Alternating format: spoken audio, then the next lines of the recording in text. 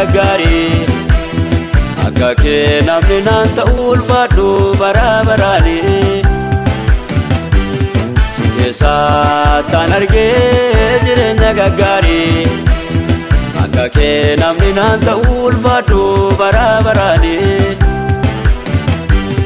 ulfaadhu bara baraani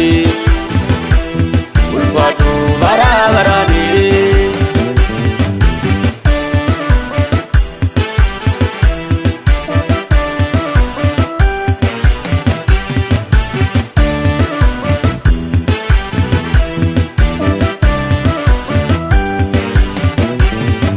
Daba jireenya koo cimsite yooma goleen kolaafuu na jabeessite kaleessa situu na baate arrasoo nangattuu garaa jabaatte kaleessa situu na baate arrasoo nangattuu garaa jabaatte waaqayyoo nangattuu garaa jabaatte Yesus ko nangattuu garaa jabaatte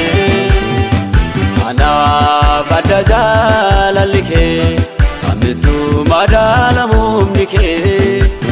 si keessaa taan argee jireenya gaggaarii akka kee namni naan ta'uu ulfaadhu bara baraani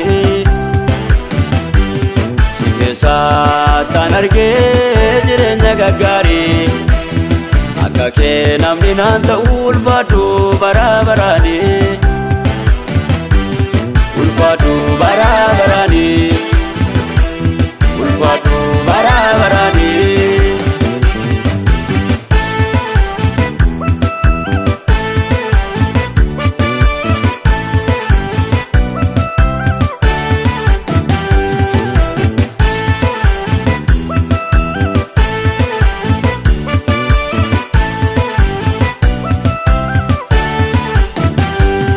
Anoolin jedhu akka namaatti situu harka koo qabee kaasee lafaati gargaarsa keen argee ofirratti suma afaan isaa galannee kan keeti gargaarsa keen argee ofirratti suma afaan isaa galannee kan keeti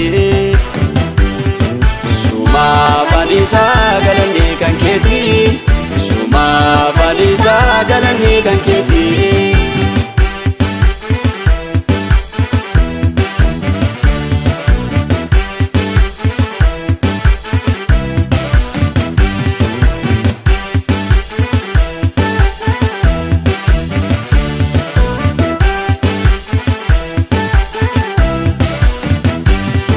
akka keen argadhu anoo Yesus ko si malee maaltu jira madda boqonnaa lubbuu koo kamittaan boqotaa Yesus si malee biyyi lafaa boqonnaan qabu gubannaa malee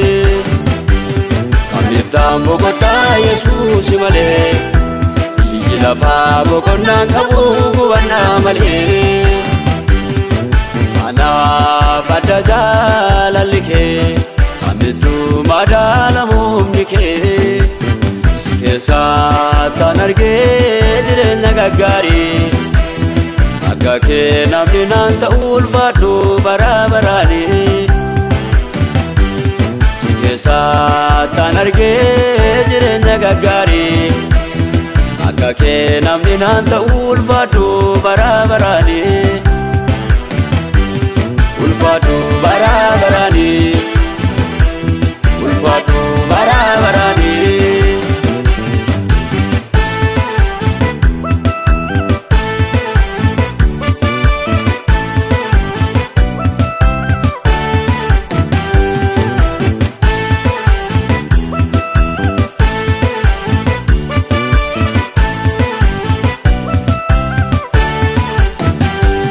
Gadadoo daaraan irraa urgufte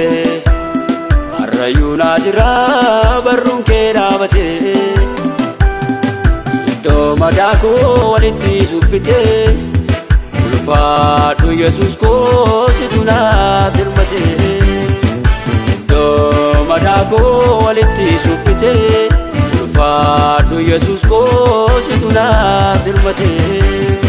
ulfaadhu Yesus koo situ naaf dirmate